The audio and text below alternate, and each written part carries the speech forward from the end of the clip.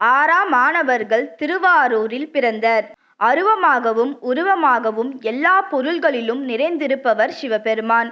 அப்படி புகழ்வாய்ந்த சிவபெருமானின் தொண்டர்கள் வாழும் ஊர் திருவாரூர். இவ்வூரில் பிறந்தவர்கள் மிக சிறந்தவர்கள்.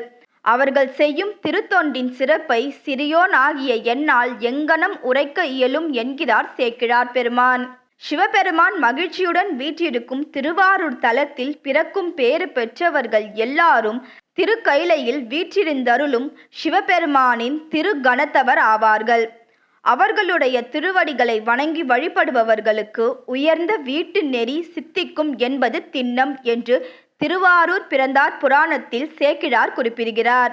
திருக்கைலையில் உள்ள சிவகணங்களே திருவாரூரில் பிறந்தவர்களாக போற்றப்படுகின்றனர். திருவாரூர் பிறந்தார்கள் எல்லாருக்கும் அடியேன். ஏழாமானவர்கள் முப்போதும் திருமேனி தீண்டுவார்.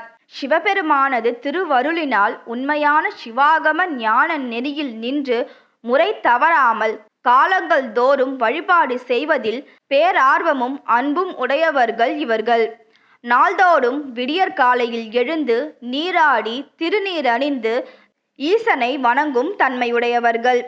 காலை, நண்பகல், இரவு என்னும் 3 காலங்களிலும் சிவலிங்க திருமேனியை தீண்டி அர்ச்சிக்கும் பேறு பெற்ற ஆதிசைவ அந்தணர்களே முப்பொழுதும் திருமேனி தீண்டுவார் என்று அழைக்கப்படுகின்றனர். வழி வழியாக சிவனது திருத்தொண்டை விரும்பி வழிபாடுகள் அர்ச்சனைகள் செய்யும் கடமைகள் சிவமறையோர்களுக்கே உரியன. பிரம்மா, விஷ்ணு போன்ற தேவர்களுக்கு அரியவராகவும் வேதங்களில் முழுமுதற் பொருளாகவும் விளங்குபவர் சிவபெருமான். அவரை அன்பு காரணமாக அர்ச்சனை செய்து வணங்கி துதிக்கும் இந்த சிவமறையோர்களின் திருவடிகள் என்றும் வணங்கத்தக்கன என்று பெரிய புராணத்தில் சேக்கிழார் குறிப்பிடுகிறார். காலை, நண்பகல், இரவு என 3 காலங்களிலும் சிவபெருமானை அபிஷேகம் செய்து அர்ச்சிப்பவர்களை முப்போதும் திருமேனி தீண்டுவார் அடியேன் என்று போற்றுகிறார் சேக்கிழார்.